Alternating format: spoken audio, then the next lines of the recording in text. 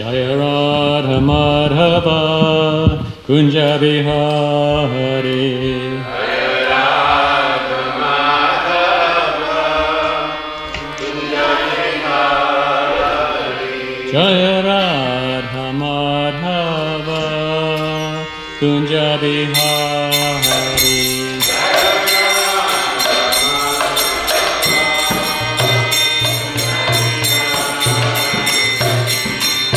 Jana Bala Gurvarir Hari.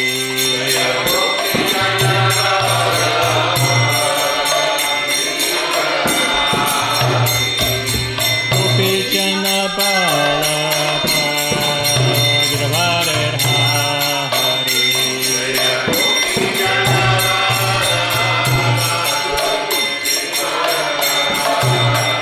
Yashoda Nandana Vraja Jana Rangana.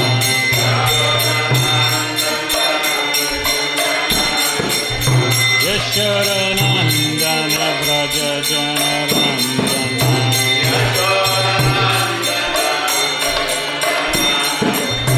Yamuna Tira Vanachari.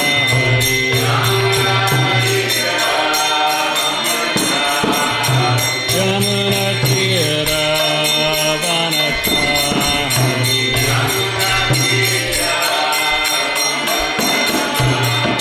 Jaya Radha Madhava Kunja Bihari.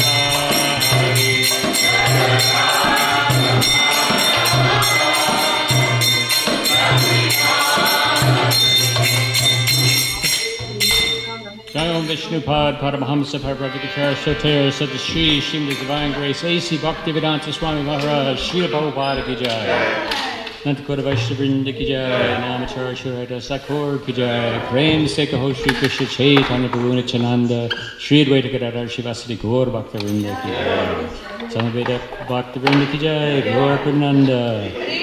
All glories to some of the devotees, all glories to some of the devotees, all glories to some of the devotees, all glories to Sri Guru and Sri Guranga.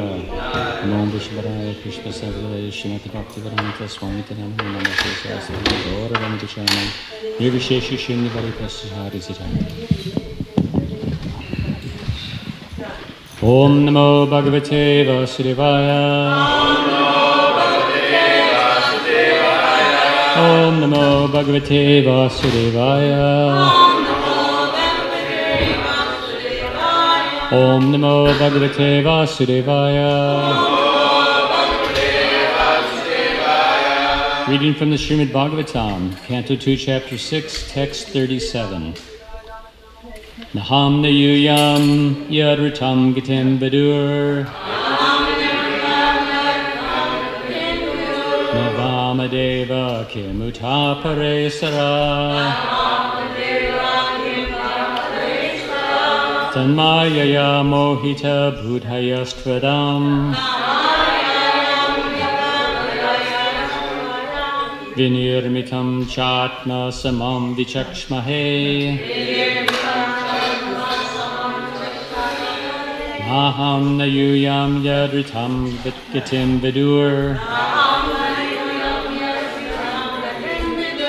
Navamadeva Kimutapare Sara. Tanmayaya Mohita Budhayastvadam. Vinirmitam Chatma Samam Vichakshmahe. Naham Nayuyam Yadritam Gitim Vidur. Navamadeva Kimutapare Sara.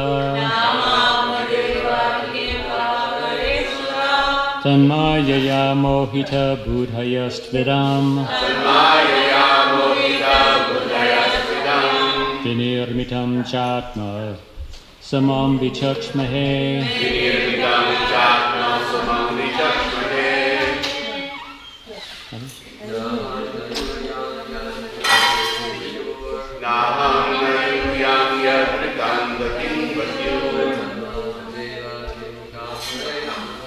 Navamadeva Kimudapare Sura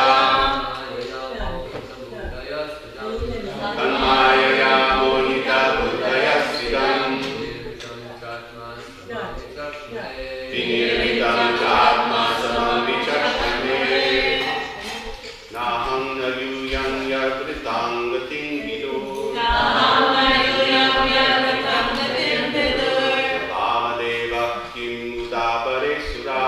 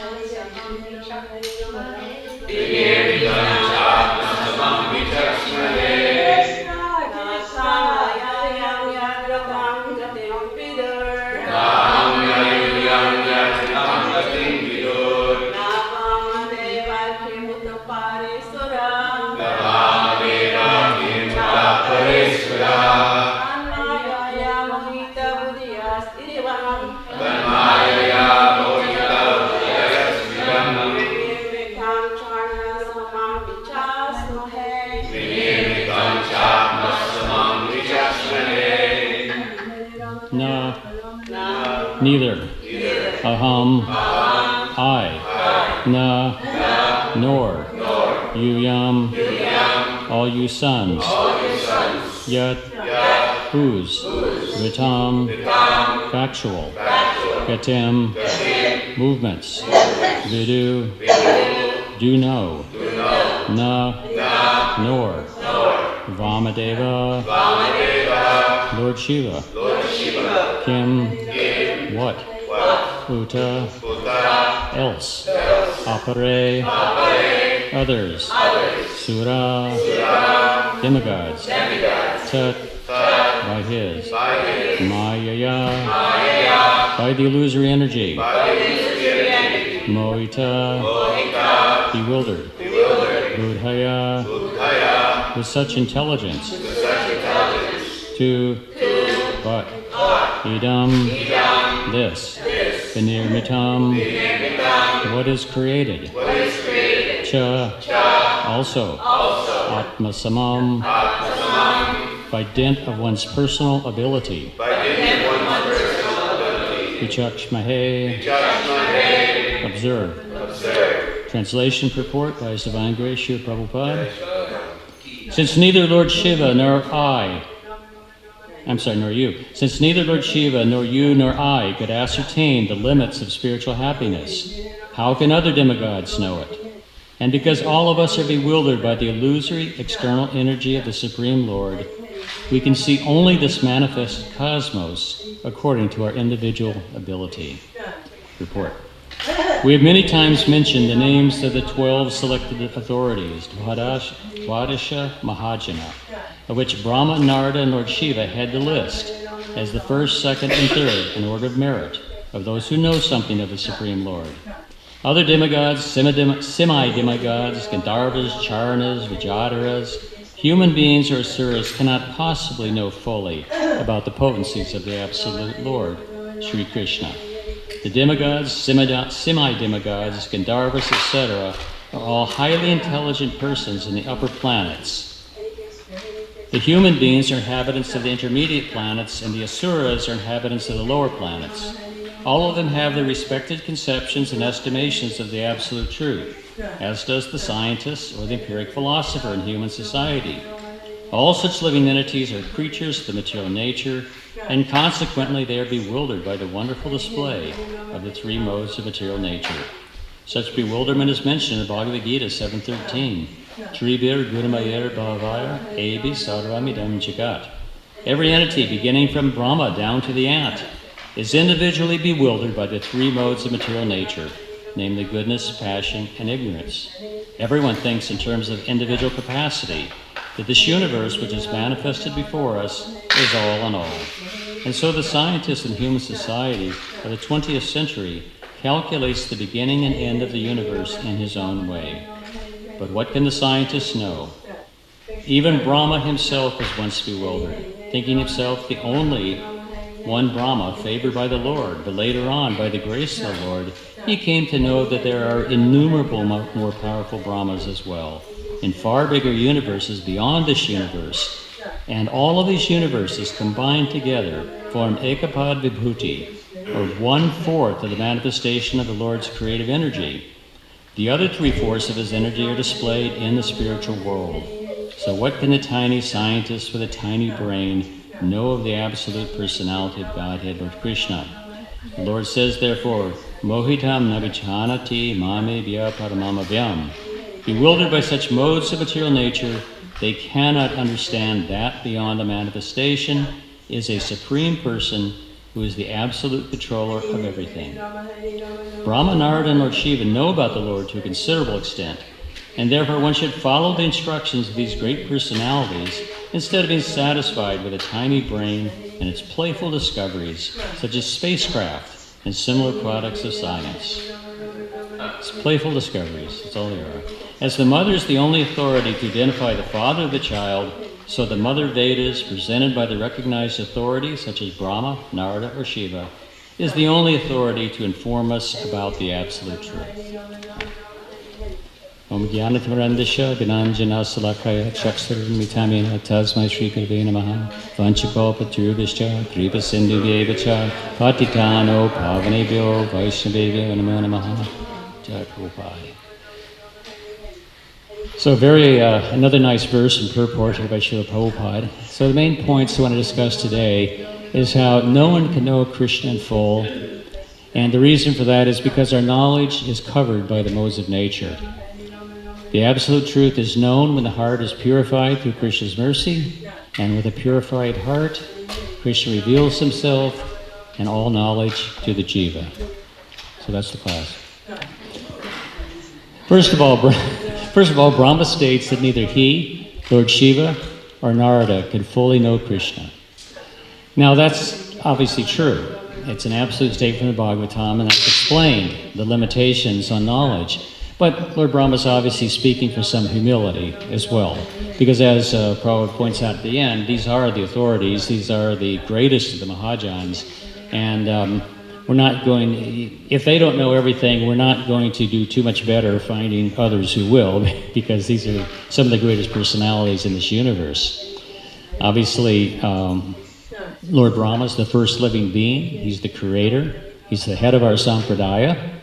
And also he's our param, whatever guru. And of course, Krishna revealed himself when he sat and meditated on the lotus flower. And we can see from the Brahma Samhita that he wrote that the entire spiritual world, Goloka Vrindavan, was revealed to him in his heart. So these are very great personalities. They shouldn't be dismissed easily. And when Brahma very humbly says, well, what do I know? I don't know anything. And also, of course, Lord Shiva, he's considered the greatest Vaishnava. He's in charge of the modes of ignorance and destruction. And it's described, he's almost on the level of Krishna. And Prabhupada gives an example of the milk and yogurt. They're similar but different. Lord Shiva, he's in his own kind of tattva. And he's transformed, just like milk is transformed to yogurt, but yogurt can't come back to milk. So he's not exactly on the same level as Krishna. And also it's because he is in the mode, he is not in the mode of ignorance, but he's in control and in charge of the mode of ignorance. Therefore, that connection or contamination with the modes of nature separates him somewhat from Krishna, who we are hearing in all of these verses in this chapter practically, how Krishna is completely above and aloof from the modes of nature. Although he controls it, he creates it, he makes everything happen, still he remains aloof and is never contaminated from his pure spiritual essence. And of course, Narada Muni, what can we say? He's throughout the Bhagavatam, practically every chapter, it seems like. And he is actually imbued with the power for bhakti. He may be somewhere else, but I know definitely Jiva Goswami in the Bhakti Sandarbha explains that Narada is a Shaktivesh avatar. And that means that he is an empowered living entity, and he is empowered to be able to teach and spread bhakti yoga. So he's practically the greatest teacher, the greatest exponent. And we can think of so many people he made devotees, even just in the Bhagavatam, and so many different disciples, Mercari the hunter, and the list goes on and on. So even these people, as great as they are, and all of the Mahajans, the spiritual authorities, are described that they know, and Prabhupada says, they know the Lord to a considerable extent, but they don't know fully. But we should follow the instructions of these great personalities because of the great knowledge that they do have. Now, why can't they know everything? Why do they not have complete and total knowledge? It's said here, even Krishna cannot know himself in fullness, which is very interesting. That's a kind of an interesting philosophical point. And it was actually in yesterday's class and the purport that was described that even he cannot know himself in fullness. And it was described of how he's always expanding his energies, then he has to expand his knowledge to encompass all of them, but then he immediately expands again because he's unlimited. And, we can't really mentally compute these things. It's kind of like, have you ever really tried to think with your mind about infinity or everything going on? It's like there's a certain point where it's almost like your brain can't work anymore, because these are concepts that are beyond our material understanding, and that's what these verses are saying to us. These are things we cannot, because even Krishna can't even fully understand himself, because he's expanding it every second. But then, of course, he does. So it's that one of those simultaneous, he does and he doesn't understand everything about himself. And of course, Anantasesha, with thousands of mouths speaking for eternity, glorifying Krishna, talking about his pastimes. Prabhupada said once that he eternally discusses his pastimes and his glories and never comes to an end, and never repeats them. So Krishna is so unlimited that who could possibly describe everything about Krishna? So even the greatest devotees do not feel they really know Krishna. There's a verse, this is actually from yesterday's verse in Vishwanath Chakravarti Thakur's purport on that. He says, and this is one of those that I don't know the source, he says, the Shruti says. So anyway, it's obviously a scriptural verse, but he doesn't really say where it's from. Some of you may know it, I don't know where it comes from. Anyway, it's Yo Sajaksha Parame Vyoman Songa Veda Yadi Va Naveda, which means if a person says he knows that Supreme Lord in the spiritual sky, he does not know him. So there again, it's confirming this idea that very, very difficult to actually know Krishna completely. Impossible, in fact.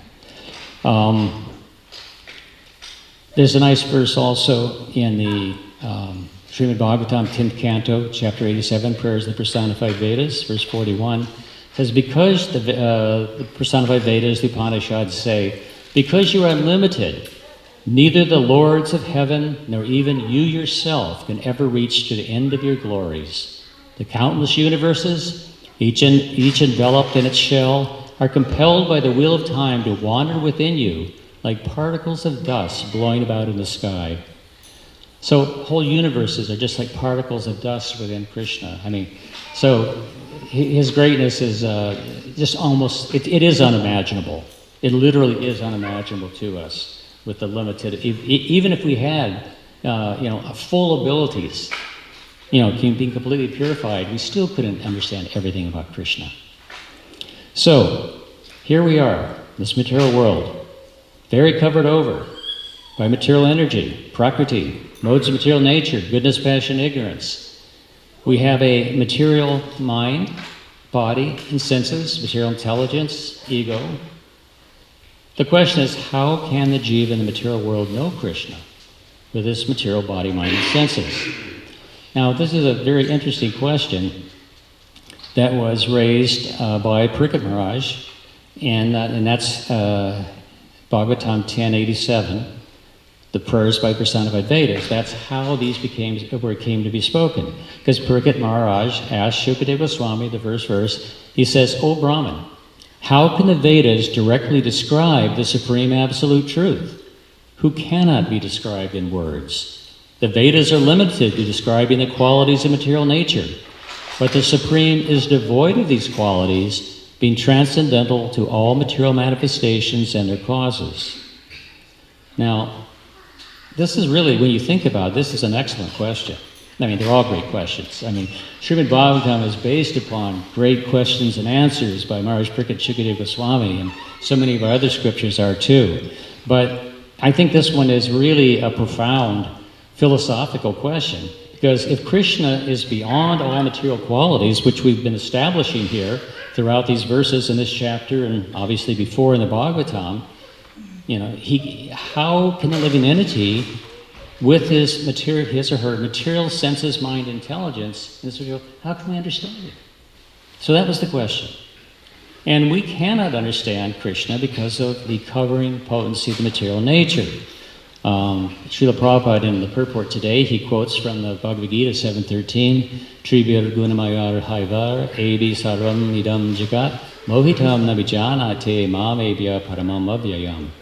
Deluded by the three modes, goodness, passion, and ignorance, the whole world does not know me, whom above the modes and inexhaustible. So basically, the Bhagavad Gita is saying the same thing.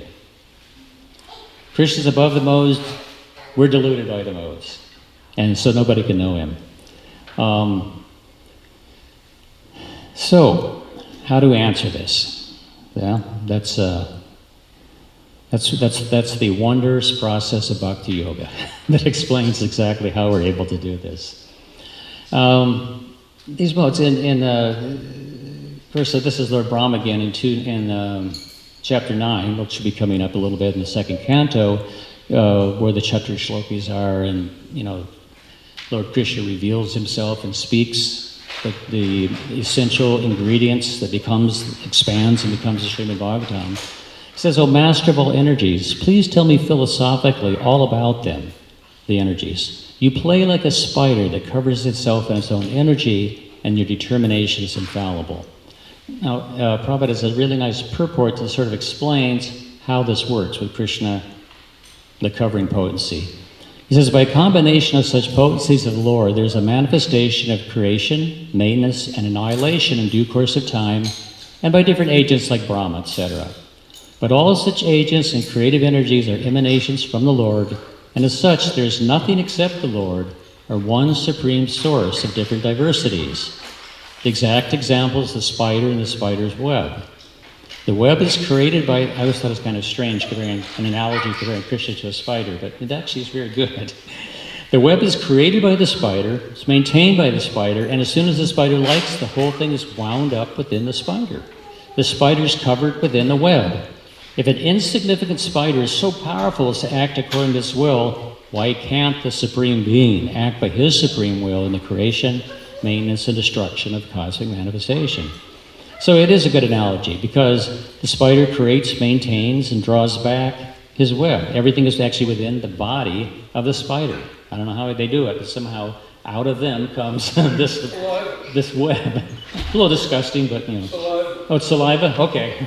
It's saliva, now we know. Anyway, it comes out and then it comes back in. And obviously, many little insects and stuff are entangled in that web that he creates. But if I'm sure you've all seen this, but you see a spider on the web, they just can go, right? They just move all over, completely at will. So the spider creates this, binds all these other insects up, but he's never bound. He's never get caught by this web, totally aloof from it. So it's really a nice analogy, that, although it's kind of not the most pleasant analogy. So anyway, the nature of Krishna's pastimes is covered by our eyes. Our vision tends to be covered by the modes of nature, which is Krishna's own potency. And that's one of the points that's made us particularly in this chapter. Another example that Prabhupada gives is the clouds and the sun. Prabhupada mentions this in several places, actually. Because, I mean, the clouds are created by the energy of the sun, right? Because the sun evaporates water, the water vapor comes up, becomes clouds. And then the clouds covers our vision of the sun. We can't see the sun because of the clouds. But the sun is up there above the clouds and not covered, right? The sun is completely aloof from it. The sun's energy, the rays created the cloud, but the sun remains aloof. And the sun can burn away those clouds. You ever say, like on we have these foggy mornings, right, a lot around here. But once the sun rises and a couple hours go by, the sun burns away the fog, and then you can see the sun. And so it's like that. The sun can burn away the clouds and reveal itself. But that's at the will of the sun, not at our will. I can't make the fog go away, but the sun can, right?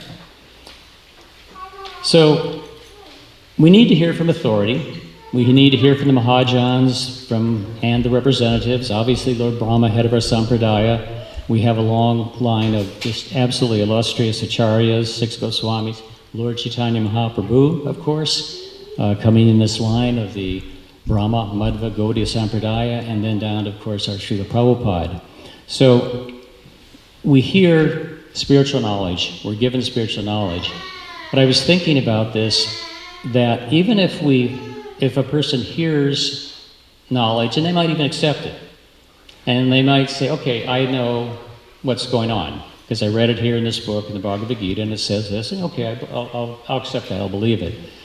But does a person truly understand and realize that knowledge? Just through the process of, hearing it. Not completely, usually, right? I mean, hearing is obviously a process of devotional service, but often that knowledge can be only theoretical, right? I mean, sometimes we've seen people who are like scholars and like that, who actually are very attracted to our movement. I remember in the beginning, Srila Prabhupada, there were quite a few scholars. Some even wrote introductions, or they wrote reviews of Prabhupada's books, and they were very favorable. But it was like Prabhupada say, on the outside, licking the glass of honey. It's like you're attracted to it, but you don't have a taste. In other words, they're not tasting it because they're not surrendering and actually doing the process of devotional service. So just that theoretical knowledge, and these are great scholars, they might have known more verses than any of us, but it doesn't really bring them to understand Krishna. So I was thinking, if a devotee didn't have this taste and didn't open the honey jar, and taste the honey, would we stay? How many people in this room would be here if they didn't have some taste of Krishna consciousness? Of course you do. We all do, right? I mean, that's what, and that's the thing. Krishna consciousness is not only theoretical, but it's very practical, because it becomes realized. It becomes accepted and understood, not through the material senses, not through the material mind, not through the intelligence, although some intelligence is needed. Prabhupada says you have to have a little intelligence to understand it. You have to at least be a human being with a certain level of intelligence. But it's really understood through the heart, isn't it? And bhakti is meant to be realized in the heart through experiencing bhakti, through experiencing Krishna consciousness. I was just thinking that in the beginning, what was the kind of one of almost our slogans that Prabhupada say? Chant and be happy, right? Didn't we have a little booklet called Chant and be happy still? Yeah, so chant, what does that mean when you think about it? It means you do this practice, and it doesn't say chant and be knowledgeable. It says, right? It says chant and be happy. In other words, there's a change in the heart. There's a transformation. There's some realization. There's some actual experience of spiritual life. Because you're experiencing the holy name, which is identical to Krishna. So through chanting, you are making contact with Krishna, experiencing Krishna. Krishna is purifying the heart and revealing a little bit of himself. Now, it may just be a little taste, but it's there enough. Is there enough to keep us going? And we continually, Krishna is so kind to his devotees that he does give us those tastes. And he gives us a little bit of that result of bhakti. We know from the Nectar Devotion that of the 6 results of bhakti, the first 2, which are achieved just in the beginning level of Vaidhi sadhana, is klesha, relief from suffering, and what's the word's auspiciousness? There you go. Thank you. So those 2, and that's right in the beginning. The full 6 go through the stages of bhakti, prema. But so right there, relief from suffering, which is a huge thing because everyone's suffering in the material world, and awards auspiciousness. Now, I've seen some explanations and definitions that really means like happiness. In other words, auspiciousness. Things are going well for you. Your life is changing, right? Auspicious means, anyone know what's the definition of auspicious? It means favorable, right? It means good, Good qualities. Good fortune. Good fortune, yeah, good fortune. Right. So, we're having good fortune, we're diminishing our pain, diminishing the sufferings in the material world, our karma is being relieved. That's a huge thing. So, when one takes up devotional service, even in the beginning, one is experiencing that. And then, of course, we go through more and more stages of devotional service, making advancement.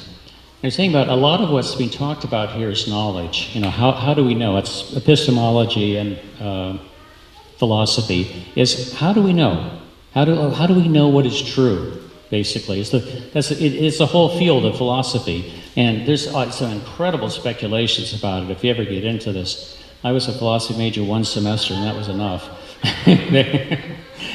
I wasn't a devotee then, but even then I knew they did not really know the truth. It was all over the place. They'd have these seminars. I'm going a little off script here, but they'd have these seminars and things, and they get these colloquia where someone would present their philosophical paper. And I remember one of them this paper was about if there was a hand floating in space, how would you be able to know whether it was a left hand or a right hand? That was so intriguing that I think I changed majors at that point. Okay. Anyway, in other words, I forget what I was reading. Anyway, sometimes Prabhupada and even our other acharyas are extremely critical of this type of waste of the human form of life. This type of using big brains. These are intelligent people. These aren't foolish people. Well, they are foolish, because they're misusing their intelligence, right? So anyway, but there are different stages of achieving transcendental knowledge. And I ran across this, and honestly, I didn't really know these. I just read this today. This is from Srila Prabhupada, a lecture on 799, Bhagavatam. Prabhupada, there are different stages of understanding: prajaksha, paroksha, aparaksha, adhokshaja, and aprakriti. Everybody know those? I don't really. Yeah, I'm sure you know them. I didn't know them. Okay.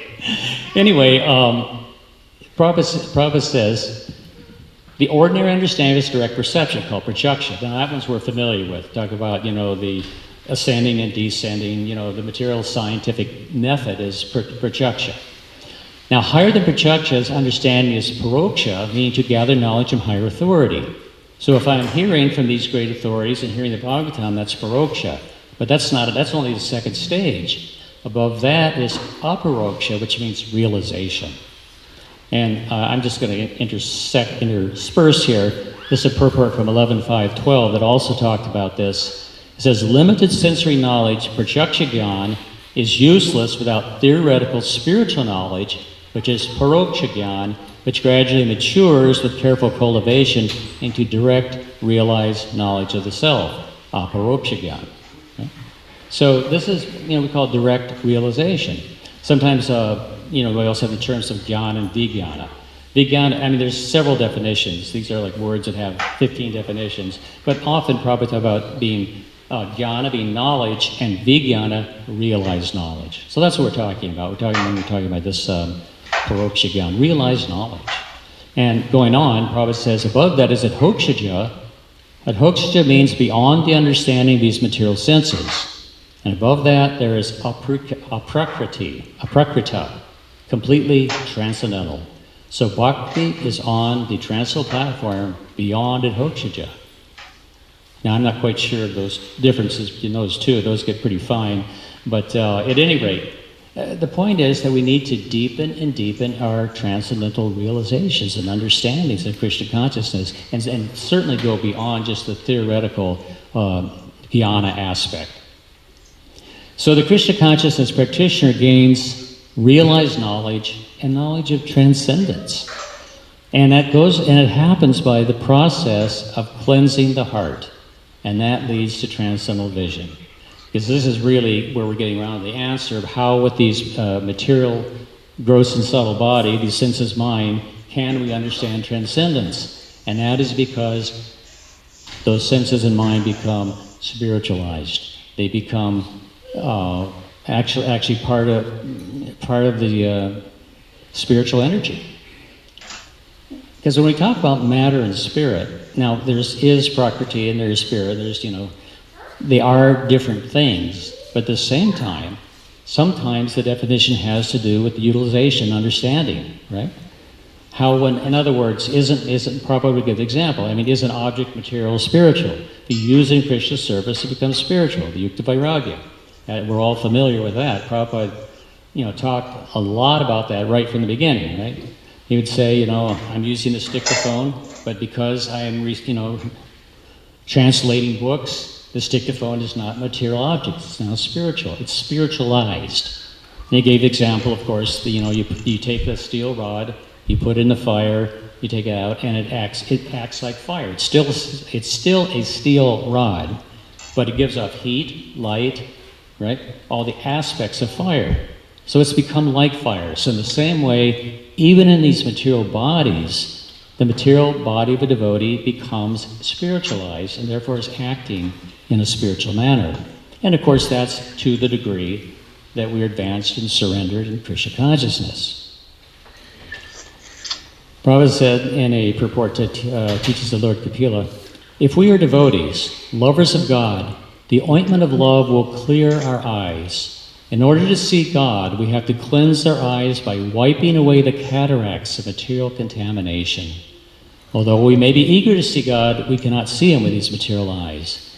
So it's like cleaning the dust on the heart or the cataracts in the eyes. We have to become cleansed and purified to be able to see or experience God. In the, going back to the prayers by the personified Vedas, I think I mentioned a couple of weeks ago that I was reading the prayers by the personified Vedas. As you can see, I'm still reading them. Take a long time to get through. It's not an easy read. Okay. The devotees who worship you as the shelter of all beings disregard death and place their feet on his head. But with the words of the Vedas, you bind the non-devotees like animals, though they be vastly learned scholars. It is your affectionate devotees who can purify themselves and others, not those who are inimical to you. So the Vedas are saying, the personified Vedas, that even the Vedas bind the non-devotees of the material world. That's interesting. They're the personified Vedas. They represent Upanishads and the Vedic literature. And they're saying even what we represent, what we speak and we teach, will be binding to the non-devotee and really keep them attached to the material world. And of course, that's talking a lot about the Karma Kanda sections and, Jnana Kanda, and those parts of the Vedas, which are very extensive, that really are not fully Krishna conscious, which are not really speaking the highest absolute truth, the highest understanding, but are at these, the lower levels where people can gradually elevate themselves. But these are quite different than the Vaishnava literatures, which do not bind, but unbind, but elevate and free and purify the jiva in this material world. So, of course, in Bhagavad Gita in the 11th chapters, which I always thought was interesting, that these verses are at the end of the 11th chapter, which is about the universal form, but then they describe so clearly devotional service at the end. I guess that's to sort of make the distinction. In other words, we're not interested in worshiping the universal form. Arjuna wasn't really. He said, I don't want to see it anymore. I want to see your two-hand human form again. That's the form that I love, that I worship, as my friend. Okay, that was a wonderful display, and it kind of like really, almost startled Arjuna. It was almost frightening. And Arjuna was not a person easily frightened, as we know, being one of the greatest warriors on earth. So at any rate, he said, I don't want to see that anymore. I want to see your two-handed form again. So then at the end, Prabhupada says in the purport of 1152, Krishna is covered by his yoga-maya potency. He is not to be seen or revealed to anyone and everyone. Only by one to whom he reveals himself can he be seen. This is confirmed in Vedic literature. For one who is a surrendered soul, the absolute truth can actually be understood. The transcendentalist, by continuous Krishna consciousness and by devotional service to Krishna, can have his spiritual eyes open and can see Krishna by revelation. And of course, 1154, the last verse is, My dear Arjuna, only by undivided devotional service can I be understood as I am standing before you. That's his two-arm form. And can thus be seen directly. Only in this way can you enter into the mysteries of my understanding. So, it's very, very clear, Bhagavad Gita and Srimad Bhagavatam, that, Krishna is telling us, if you want to see me, if you want to be transcendentally knowledgeable, if you want to get out of this material world, you want to become free from all of these things, there's really one path, and that's Bhakti Yoga. It's devotional service, undivided devotional service unto me. And how is that done? First of all, by the mercy of Krishna's devotees, by surrendering to them. In the purport to 1154, Prabhupada quotes Svetashvatara Upanishad, Yasya Devi Parabhaktir Yata Devi Tata Gurau Tasyaiti Kahita Yarta Prakasante Mahatmana. Only unto those great souls who have implicit faith in both the Lord and the spiritual master are all imports of the Vedic knowledge automatically revealed. So, through the mercy in Krishna, in almost a mysterious and miraculous way, Krishna reveals himself. Well, actually, it's interesting because one of the Chatur slokas, there's two different purports. One in Chaitanya Charitamrita, because Lord Chaitanya quotes it, or Kaviraj Das Goswami. Okay.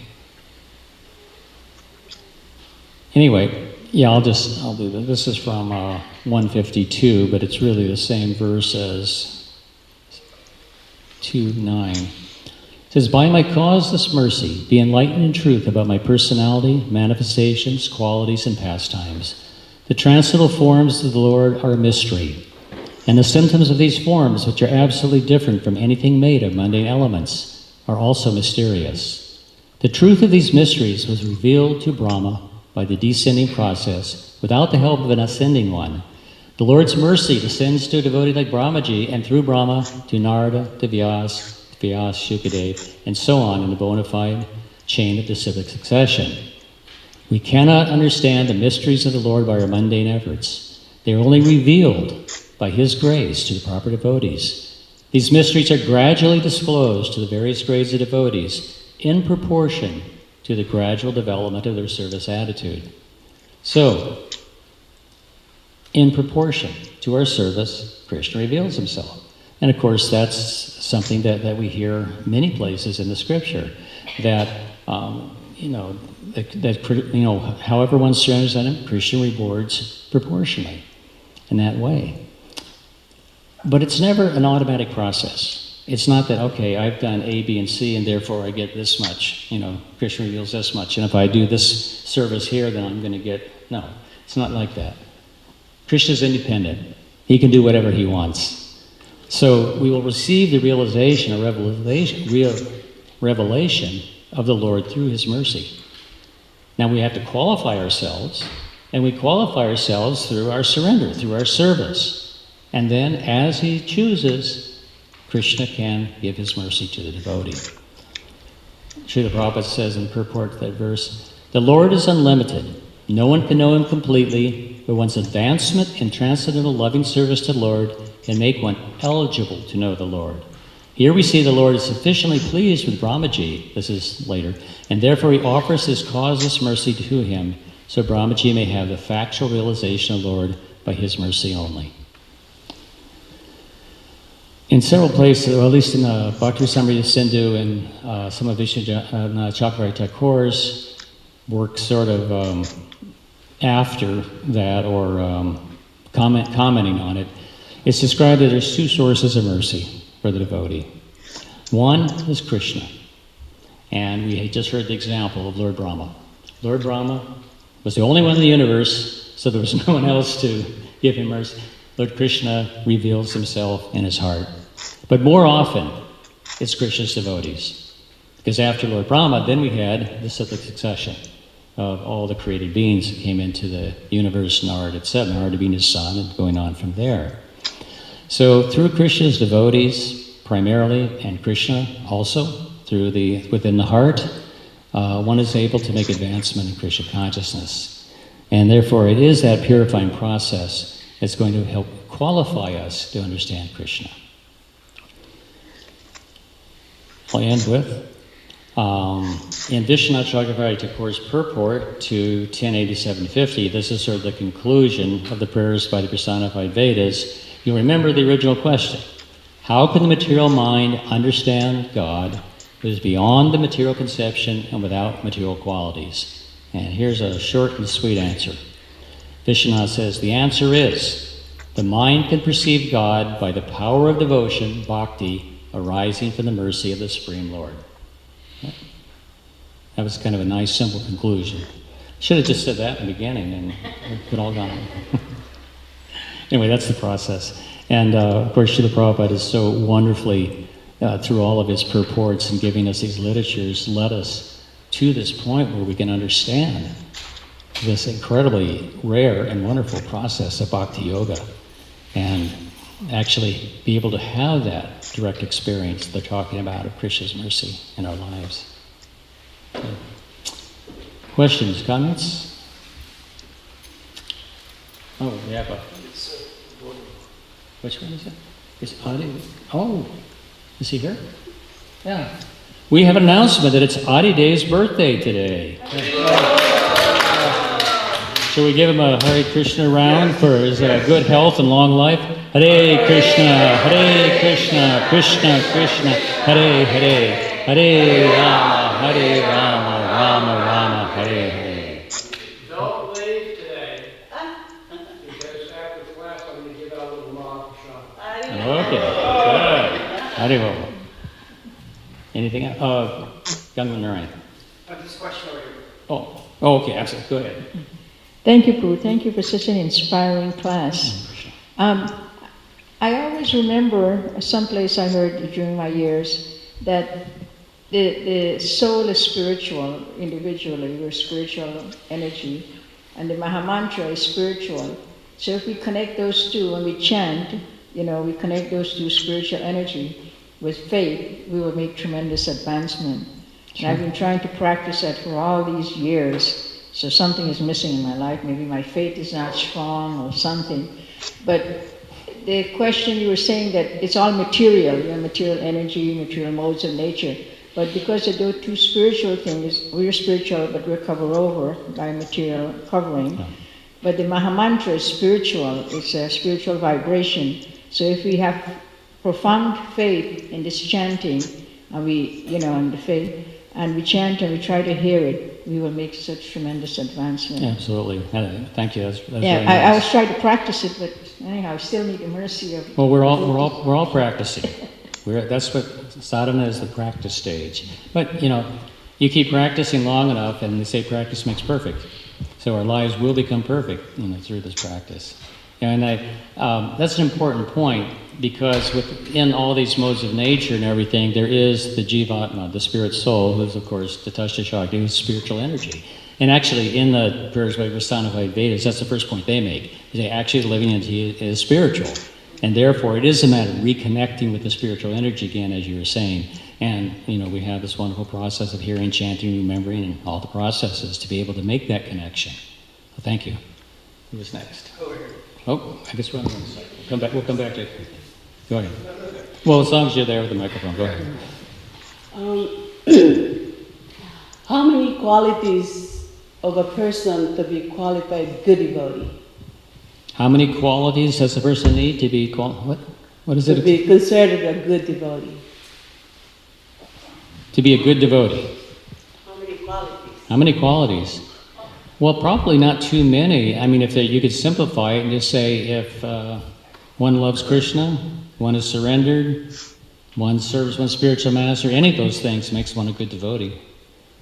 Yeah. So it's not real difficult. I mean, at least in theory it's not. Sometimes in practice, it's hard to really always do that, but the process of being a good devotee is quite simple, actually.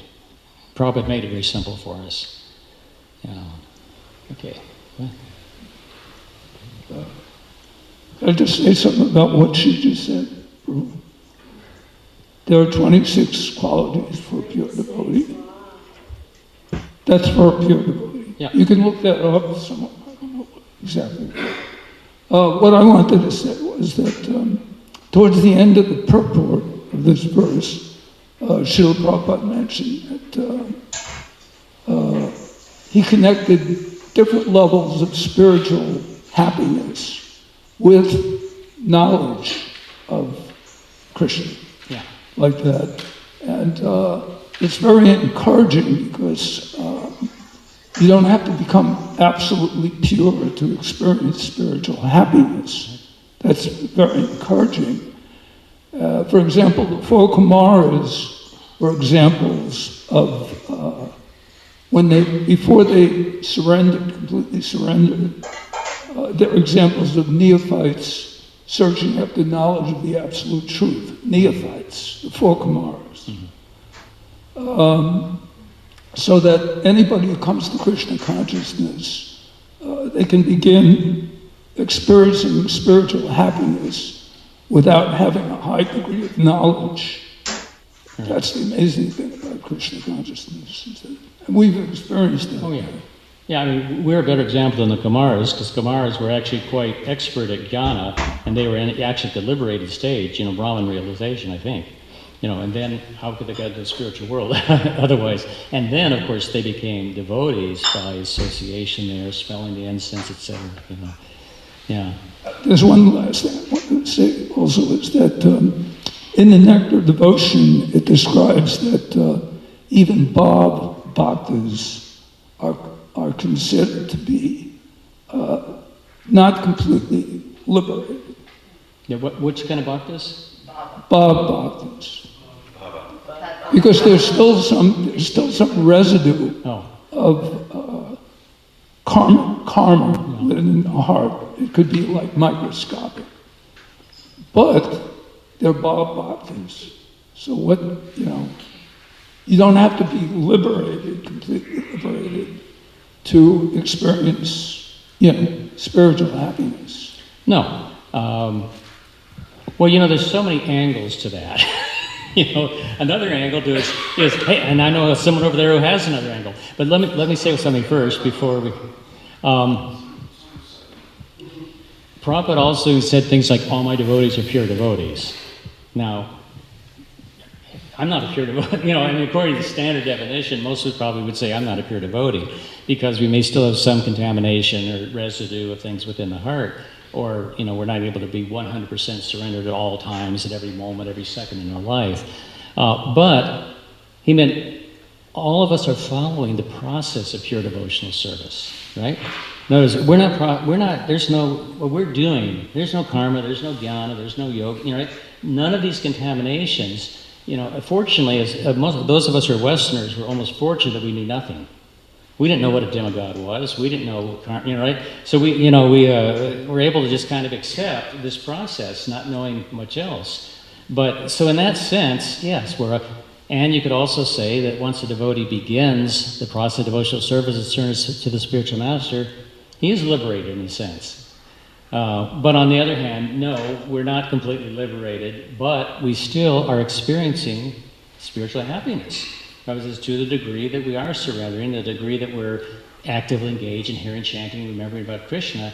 And that's obviously one of the wonderful things about Krishna consciousness that Srila Prabhupada gave us. The ability to, right from the beginning, experience that. And I think, many people did. I mean, you hear so many devotee stories about when I came to Krishna consciousness, and there was usually some real experience, of happiness and joy and realization was there. Now, sometimes, and that's another complicated subject, about what that is exactly, when we talk about, but sometimes it's fleeting. It doesn't always stay. It's not necessarily permanent, but it's there. And that's the mercy of the spiritual master, mercy of Krishna.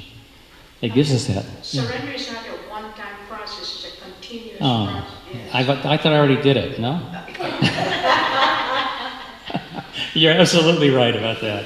It's day to day, moment to moment, Yes. isn't it?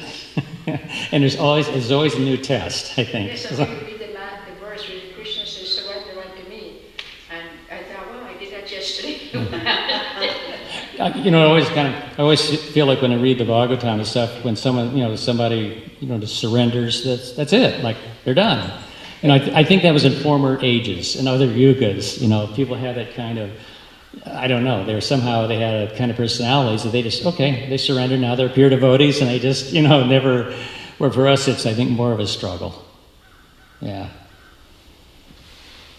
So I don't know much about being a good devotee, but I know a lot about being a good-for-nothing devotee, and I've been pretty hanging in there with that one. So Good for what? Good-for-nothing devotee.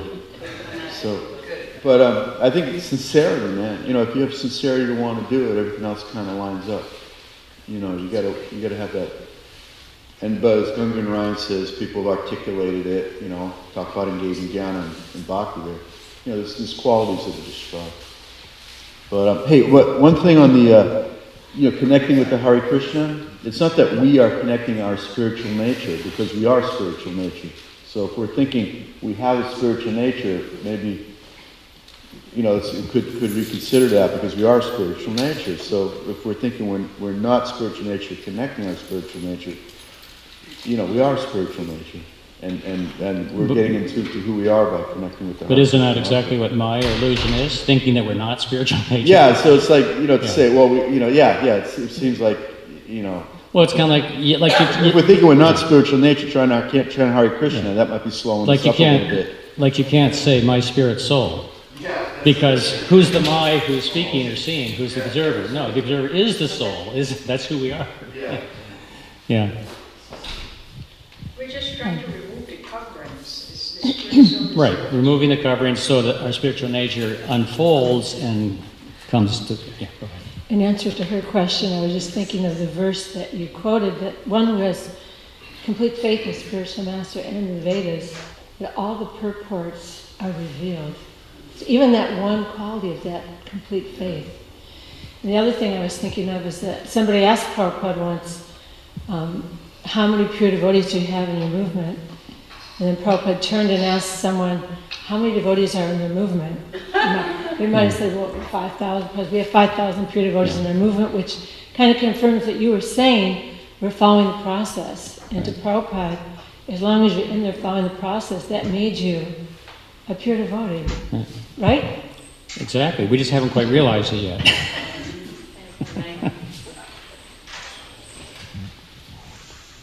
Okay. Prabhu, can you name a semi-demigod?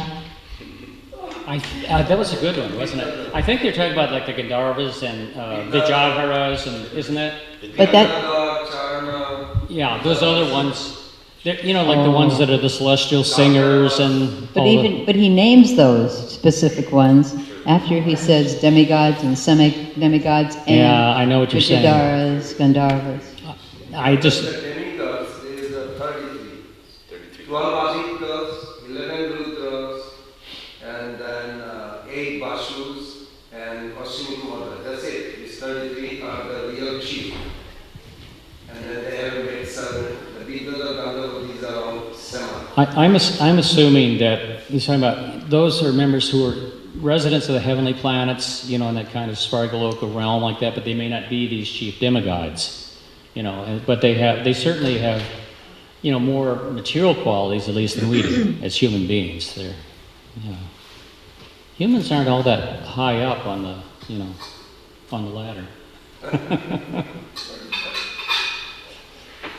Yes, sorry. Hare Krishna, Prabhu, thank you. I was thinking on this topic of what is a devotee. I was listening to a class recently in the Autobar asked Prabhupada on a morning walk about devotees and how they suffer. And Prabhupada said something like, to be a devotee is no easy thing. Or to be a devotee is no easy thing. It's not to be taken lightly. But what I wanted to say, I've been thinking a lot about surrender, what it means, what does it look like. And two things occurred to me. For one, I have to take my foot off the brake. And then the other, I imagined or I heard Krishna say, "Do you trust me?" Just like that. Krishna, do you trust me? And then I have to take my foot off the brake, you know. It's hard to go forward when you're one foot on the accelerator and one foot on the brake. Yeah. That's a good analogy. Well, Krishna arranged for that to be the previous comment because I was meditating on these cars that we drive around and how they are an extension of our energy to move around the vehicle. But when the car is just sitting there without a driver, or when it has no fuel, or the electric cars, when the charge is not there, then it's just an immobile piece of matter. But we being Tatastha Shakti, we're marginal, but when we're in primary contact with the energetic, you know, the Supreme Lord, the source energy, then we're attracted to Him like a magnet, pulled towards Him, upward and onward, you know, back home to His lotus feet. So in that way we're connected through the Sambandha Gyan, and then this Abhideya, this practice, and then ultimately toward the Prayojana. So this perfection of direction is what animates our embodied state, you know, towards that spiritual destination. But we have to stay connected, like these old trolley cars that would be running through town and wherever it was. Yeah, with the wires above, right? So as long as they're connected, then they can go. But as soon as they're disconnected, then they stop. So in this way, you know, it's on and off, or anishta, unsteady. But as soon as we become steady through the anartha nivritti process, removing the obstacles to connection and direction. But what, I guess the important question then would be, what keeps us connected? Right, so that's, well, sadhana is our hand reaching up, you know, isn't it? Sadhana as internal and external. External, okay. Internal means the clear-cut philosophy in the heart. Means hearing and also speaking, sadhaya. Then something practical reality, service, every day some service, and chanting holy name and having good association, 5 things together, that's internal. And then external, that you do preaching, book distribution, all this, whatever we do. Then inner connection, that will produce conviction and determination. And that's it. Awaken for love of God, it will be awakened automatically. But then Karuna Shakti. Karuna Shakti only causes, Karuna Shakti we cannot force. It descends when we do sadhana. They see, it cannot be forced, but it will automatically comes when they see our sincerity. Yeah, that's without sadhana, not possible. But before sadhana, it's sadhana. Then it's sadhana. You don't have sadhana. Yeah, it reconnects you to your sadhana is including sadhana. Sadhana is not just sitting and chanting. Sadhana means association. Sadhana means doing some service. Sadhana also means following the instruction of Guru. Sadhana also means hearing about, and sadhana also having a good devotee association where service attitude is developing. The whole thing is creating an inspiration where the attraction for the Lord will be there. That is Karuna Shakti. Attraction comes automatically when the inspiration is repeated by the sadhana. It's very practical the way Prabhupada said it. Okay, are we finished? It's getting late. One more? Okay. Just attached to what Prabhu was saying, how is it causeless mercy if it seems conditional upon our service attitude, our endeavor? Well, there is causeless mercy, and that usually comes from association with a devotee, with a great devotee. And it's called Agyata Sukriti. No, it's causeless. That's like without any knowledge, without any cause. You may have just had an association. We may have had an association with some great devotee, or heard the holy name, or whatever it might be, and that became a thing that propelled us. In fact, without that, you can't really begin the process of Shraddha. And because then the question comes, okay, if Shraddha is in the beginning of faith, where does it come from? And at least Vishwanath says it comes from Agyata Sukriti. In other words, the mercy of devotees. Somehow we had some contact, and then that. Now, you also have to accept it. Prabhupada gave the example. He says, the mercy of the spiritual master is there for everyone, and some people take it up. Just like the rain comes, it'll be on dry land, it may be on the ocean, it doesn't do any good, but it also falls on some fertile ground and waters some seeds, right? So the mercy is there really, but it also requires us accepting that mercy, right? I mean, how many people have heard the holy name or taken prasadam or seen, you know what I mean? And not everyone becomes devotees. All that. In this lifetime. Okay. Well, your process has begun. Yeah, I mean, any contact with devotional service, begins, the change has begun for the jiva.